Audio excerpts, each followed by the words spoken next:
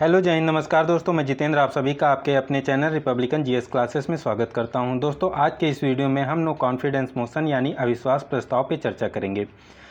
Recently Lok Sabha में कांग्रेस के उप नेता गौरव गोगोई जी ने 26 जुलाई को मोदी सरकार के खिलाफ अविश्वास प्रस्ताव पेश किया था और लोकसभा अध्यक्ष ओम बिरला जी की मंजूरी के बाद इस अविश्वास प्रस्ताव पर व्यापक चर्चा हुई और इस चर्चा में पक्ष और विपक्ष के बड़े नेताओं ने भाग लिया और अंत में प्रधानमंत्री मोदी के भाषण के बाद लोकसभा में इस अविश्वास प्रस्ताव पर वोटिंग कराई गई और यह अविश्वास प्रस्ताव फेल हो गया। दोस्तों यह अविश्वास प्रस्ताव फेल क्यों हो गया, इस पर चर्चा करें तो हम आपको बता दें दोस्तों, वर्तमान में लोकसभा में एनडीए सरकार के पास बहुमत है और इस अविश्वास प्रस्ताव को पास होने के लिए कुल 272 सदस्यों का समर्थन चाहिए था। अगर हम आंकड़ों की बात करें तो एनडीए सरकार के पास कुल 331 सांसद हैं और वहीं विपक्ष के गठबंधन इंडिया की बात करें तो उसके पास कुल 144 सीटें हैं और तटस्थ जो हैं उनके पास 70 सीटें हैं। और ऐसे में देखें हम अगर एनडीए के पास तो ऑलरेडी इसके पास बहुमत है, किसी अदर गठबंधन की इसको ज़रूरत नहीं है। और एनडीए में सिर्फ और सिर्फ बीजेपी की बात करें तो बीजेपी के पास 303 सीटें हैं। और दोस्तों यहाँ पर एक पॉइंट और इम्पॉर्टेंट है जिसे याद करना चाहिए हमें।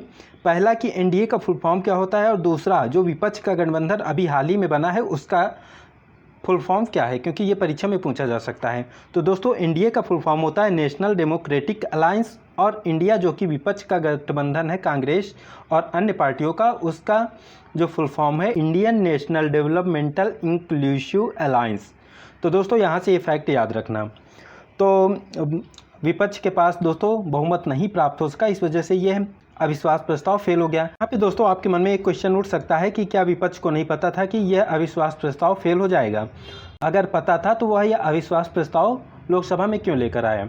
दरअसल दोस्तों विपक्ष द्वारा इस अविश्वास प्रस्ताव को लाने का प्राथमिक उद्देश्य सरकार को मणिपुर के मुद्दे पर बोलने के लिए मजबूर करना था, क्योंकि विपक्ष का आरोप है कि सरकार की तरफ से प्रधानमंत्री मोदी और उनका कोई मंत्री मणिपुर के मुद्दे पर खुलकर बात नहीं कर रहा है और मणिपुर में जो अमानवीय हिंसा हुई है उसको सुलझाने के लिए कोई उचित प्रबंध नहीं किया है। इसलिए इस अविश्वास प्रस्ताव को विपक्ष द्वारा लाया गया है। दोस्तों अब बात करें हम कि अविश्वास प्रस्ताव क्या है, अविश्वास प्रस्ताव लाने की प्रक्रिया क्या है, इन सभी बिंदुओं की बात करें तो सबसे पहले हम जानते हैं अविश्वास प्रस्ताव क्या है। दोस्तों जब लोकसभा में किसी विपक्षी पार्टी को लगता है कि सरकार के पास बहुमत नहीं है या सदन में सरकार विश्वास खो चुकी है तो वह अविश्वास प्रस्ताव लाती है, जिसे नो कॉन्फिडेंस मोशन भी कहते हैं।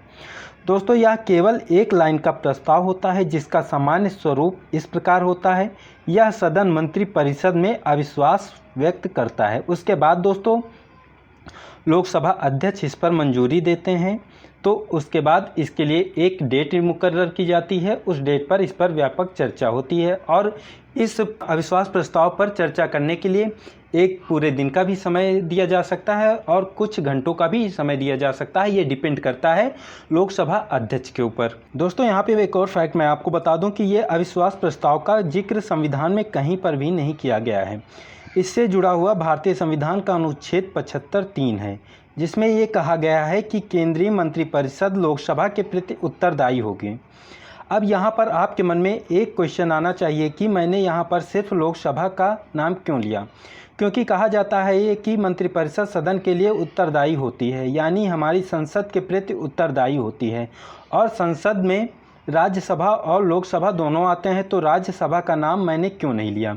तो दोस्तों आपको बता दें जो कैबिनेट होती है वो सिर्फ लोकसभा के प्रति उत्तरदायी होती है, क्योंकि लोकसभा के जो सदस्य होते हैं वो सीधे आम जनता द्वारा चुने जाते हैं। वहीं राज्यसभा की बात करें तो राज्यसभा के सदस्यों का चुनाव जनता द्वारा प्रत्यक्ष रूप से नहीं होता है, कुछ सदस्य उसमें नॉमिनेट किए जाते हैं, इसलिए मंत्रिपरिषद राज्यसभा के प्रति उत्तरदायी नहीं होती है, सिर्फ लोकसभा के प्रति उत्तरदायी होती है।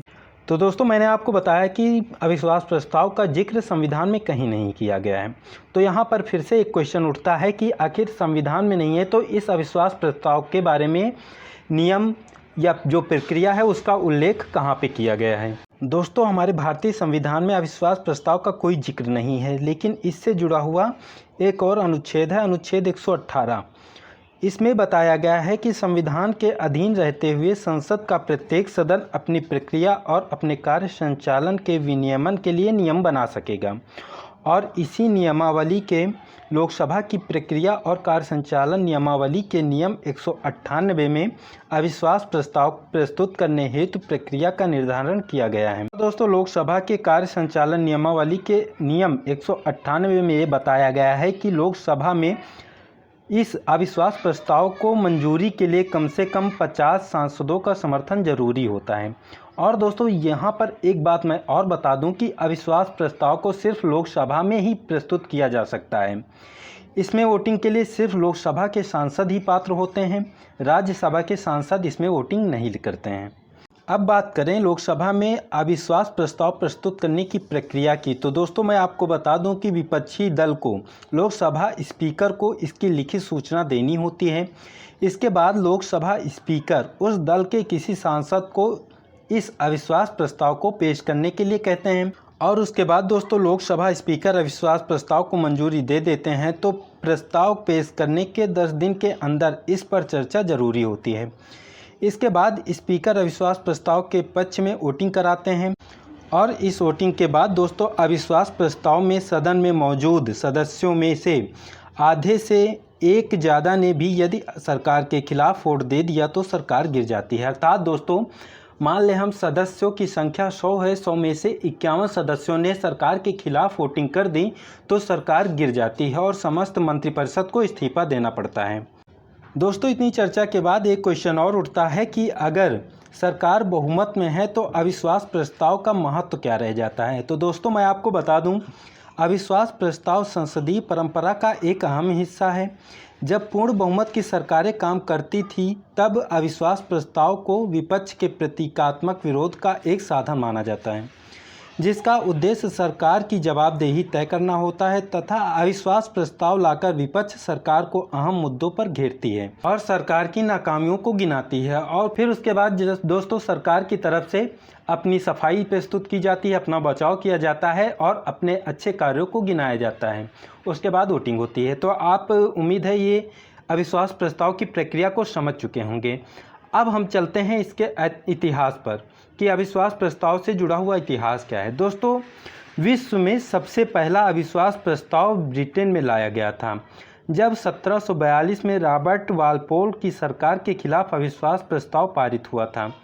दोस्तों, भारत में सबसे पहले अविश्वास प्रस्ताव 1963 में नेहरू सरकार के खिलाफ लाया गया था और दोस्तों अब तक अविश्वास प्रस्ताव कुल 26 बार लोकसभा में पेश हो चुका है और यह सबसे ज़्यादा बार इंदिरा गांधी के टाइम पर अधिकतम 15 बार इंदिरा गांधी जी के खिलाफ लाया गया था। सबसे पहला अविश्वास प्रस्ताव जेबी कृपलानी ने पेश किया था। तो दोस्तों यहाँ से भी क्वेश्चन पूछ सकता है कि सबसे पहला अविश्वास प्रस्ताव किसके खिलाफ लाया गया था। तो दोस्तों इसका आंसर हो जाएगा 1963 में प्रधानमंत्री नेहरू के खिलाफ। और यह अविश्वास प्रस्ताव सबसे पहले किसने पेश किया था। तो जेबी कृपलानी द्वारा सबसे पहले अविश्वास प्रस्ताव पेश किया गया था। तीसरा क्वेश्चन बनता है कि सबसे अधिक बार किसके खिलाफ अविश्वास प्रस्ताव लाया गया है। तो दोस्तों सबसे अधिक बार 15 बार इंदिरा गांधी जी के खिलाफ लाया गया था। अभी तक कुल 26 बार लोकसभा में अविश्वास प्रस्ताव पेश हो चुका है। ये सारे फैक्ट्स याद रखना। और दोस्तों सबसे ज़्यादा बार अविश्वास प्रस्ताव लाने का रिकॉर्ड मार्कप्पा सांसद ज्योतिर्मय बसु के नाम है। उन्होंने अपने चारों प्रस्ताव इंदिरा गांधी सरकार के खिलाफ रखे थे। अविश्वास प्रस्ताव के कारण सबसे पहले गिरने वाली सरकार सन 1978 में मोरारजी देसाई की थी। उनकी सरकार के खिलाफ 2 बार प्रस्ताव लाया गया था। तो दोस्तों इस वीडियो में हमने जाना सबसे पहले कि यह अविश्वास प्रस्ताव क्यों लाया गया था और यह फेल क्यों हुआ था। उसके बाद हमने अविश्वास प्रस्ताव के बारे में जाना और उसको लाने की प्रक्रिया क्या है इसके भी बारे में चर्चा की। तो दोस्तों इसके बाद हमने अविश्वास प्रस्ताव से जुड़ा हुआ इतिहास को भी देखा। तो उम्मीद है दोस्तों ये वीडियो आपको पसंद आया होगा। अगर ये वीडियो आपको पसंद आया है तो प्लीज़ इसे लाइक शेयर और सब्सक्राइब करें। Thank you. मिलते हैं एक नेक्स्ट वीडियो में और अच्छे कंटेंट के साथ। Thank you.